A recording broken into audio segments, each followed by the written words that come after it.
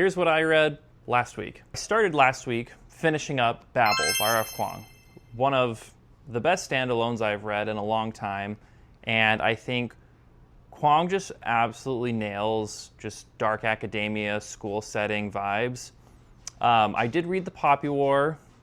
Don't know if I was the biggest fan of Kuang's prose in fantasy. I think she does it a lot better with standalone, academia. Calabasas is also one of my 5-star reads from this year. Highly recommend that as well if you haven't read that. The imagery, the storyline, just really connected with everything about this book. I know it's not typically like for somebody like me, but I did connect with Robin, our main character. Some of the daddy issues that he has applies to me. So that was like something I could connect with right off the bat. And then just learning something from a book is always a beautiful thing. And even though we live in kind of a crazy world, this story was really, really good to just kind of point some of those things out. And I don't think it was heavy-handed. I don't think it was too brash. I think it was executed very, very well. I gave this a 5-star book, absolutely cried at the very end. Was so many twists and turns that I just did not see coming. What an amazing story. And then for one of the most anticipated books of the year, everybody and their mom went out and bought Strength of the Few. I, of course, was listening to this on 11/11. So happened to be my wife's birthday. So I did pick this up later in the week to avoid making her go to the bookstore on her own birthday to do one of my hobbies. The Hierarchy is one of those series where I am very interested in the plot. I'm very interested to see what happens. However, I'm not caring about these characters as much as I want to, or as much as like the book world and the book community makes it out to be. I don't want to say that this is an overhyped series. It does do a lot for people to get people back into reading, for especially like this fantasy world. It's beautiful, it's well thought out.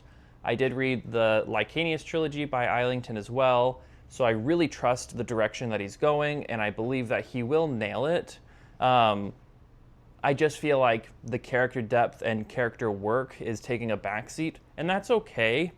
I just think the older I get, the more I realize, like, man, I really enjoy character work, and I enjoy character-driven stories. I want to cry, I want to have some emotional trauma when I go through these books. So that's just something, a tiny little thing that I'm struggling with this series. I think the plot is like 5 out of 5, but like the characters are like a 3 out of 5, if that. But I did finish this book. It was awesome, and it had me like questioning everything. So if you haven't read it already, definitely read The Will of the Many, definitely read The Strength of the Few. I do recommend it. I just wish it was itty bitty bit more character focused. But we'll see where the next books take us. Then over the weekend, this is part of my 10 before the end, Cellos Gate by Maurice Africh. What an amazing book so far.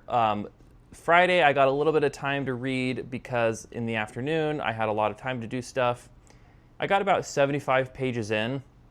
Saturday morning, I woke up and I picked it up, and I put out like 250 pages within a couple hours. Like, easy to get through. The prose is amazing.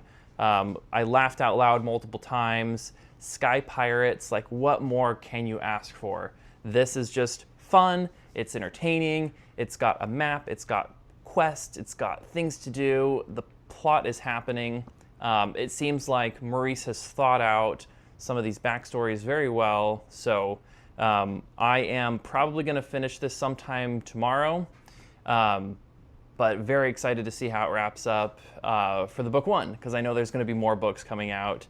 But yeah, Maurice is a really cool guy on socials, so if you haven't checked him out already, definitely go follow him and go support him, because indie authors are like the backbone of like our book community. They really do deserve a spot in the spotlight, and very, very excited to see what happens, because I know a lot of my mutuals love this book. Then I also started my Libby hold for Jade City came through. Shout out Libby, love it so much.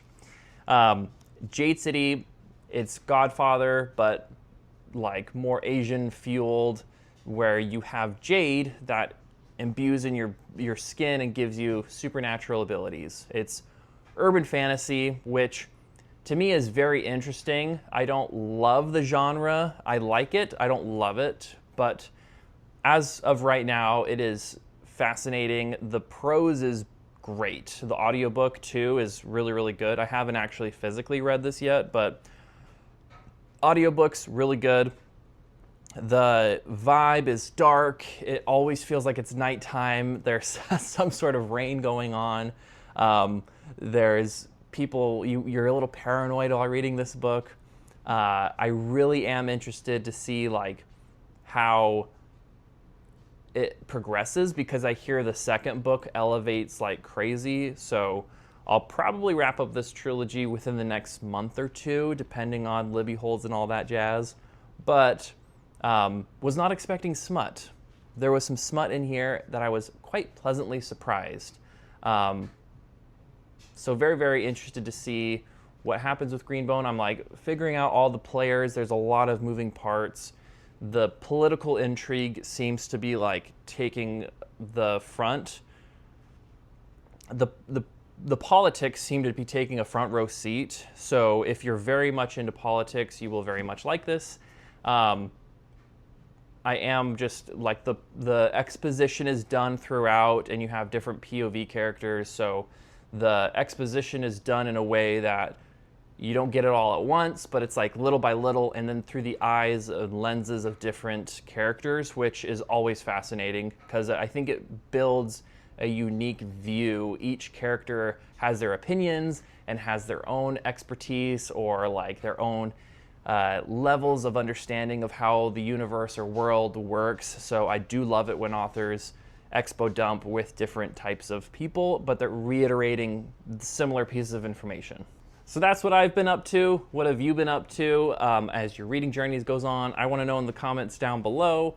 And as always, if you haven't followed already, subscribe, hit all those buttons. I'm happy to talk with you.